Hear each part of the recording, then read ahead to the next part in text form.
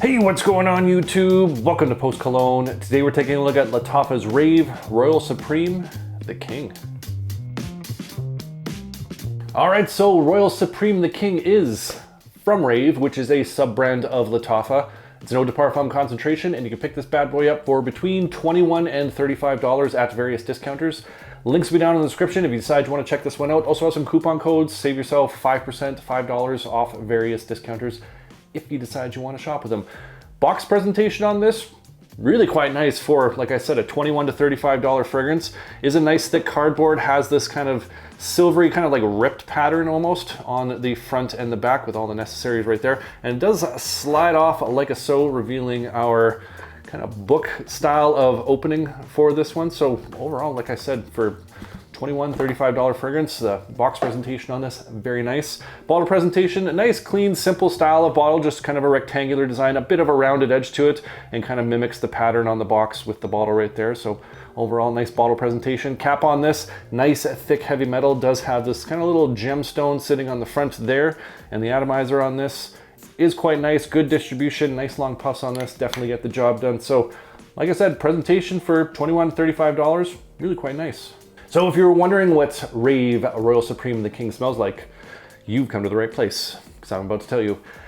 These are unofficial notes. I scoured the internet looking for different note breakdowns, came across a variety, and Lattafa does not have this listed. Reached out to them a few times in a few different areas, and they left me on red. They just ghosted me and didn't want to tell me what the note breakdown was. So I did find some that I think line up the best for this fragrance, and they are lavender, benzoin, pink pepper, cardamom, clary sage, iris, jasmine, tonka, vanilla, neroli, and juniper berries. So let me tell you what I get from this fragrance. In the opening, you get a nice blast of that lavender, some benzoin comes through, and that pink pepper. A really interesting combination. Has that nice, clean, aromatic lavender. It has that kind of warm, resinous benzoin that mixes in there, adding a touch of sweetness to that lavender.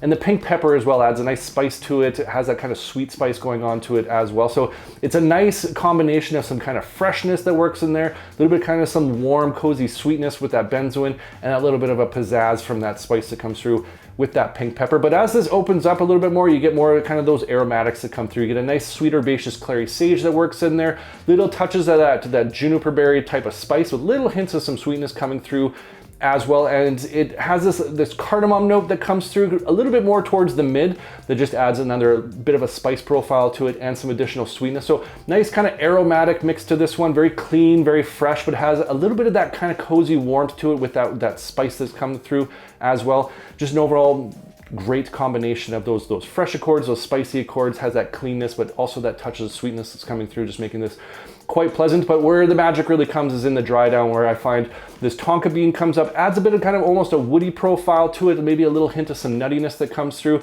and the vanilla adding to that tonka bean, giving it a bit of a vanillic accord, and you get this really nice clean neroli that works its way through, this nice sweet iris, has a bit of a powdery touch. It's not an overly powdery style of iris that's you might find in other fragrances, but it does have that little bit of texture to it, and it just adds that little bit of extra character to it, making this really quite nice. You still get a little bit of that lavender that's coming through, and those kind of fresh aromatics as well. So in the dry down, you're left with this nice kind of floral, woody style of fragrance that has that fresh, clean feel to it. Little touches of that sweetness, that nice kind of sweet floral powderiness, and that touch of that sweet coming through. And it's just a really nice kind of sensual, clean, fresh, sexy style of scent DNA, and I'm really enjoying this one. Now, this has some similarities to Amouage Reflection Man.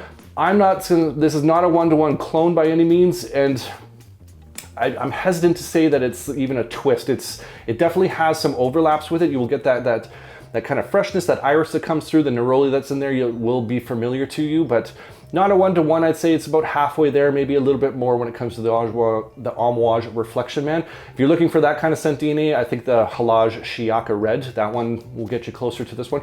But if you do like that scent DNA, you will enjoy this one because of those overlaps, because like I said, just has that nice, that kind of fresh laundry feel in the dry down, but still with that kind of comforting, sensual, cozy sweetness that comes through with that woody base in that tonka bean vanilla iris sweetness that comes through. And it's just a really enjoyable fragrance. So like I said, if you enjoy those style of DNAs or those kind of scent profiles, you definitely enjoy this one.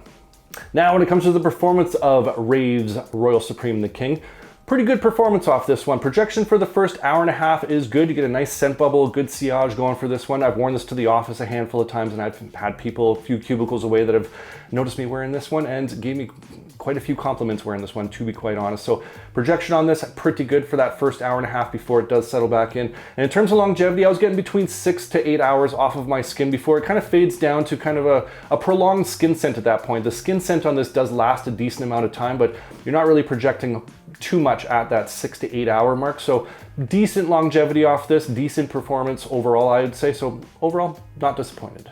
So when it comes to the where and when, I think Rave Royal Supreme King would be most appropriate. I think this is a great springtime fragrance into the summer as well, but it's pretty versatile. I think you could wear this one in the fall as well as the winter. It just has that kind of nice mix of that fresh cleanness, that little bit of spice and that sweetness coming through, that it just kind of fits the bill across all those different seasons. But because of that kind of clean, fresh aspect to it, I think the springtime is just where the vibes are with this one.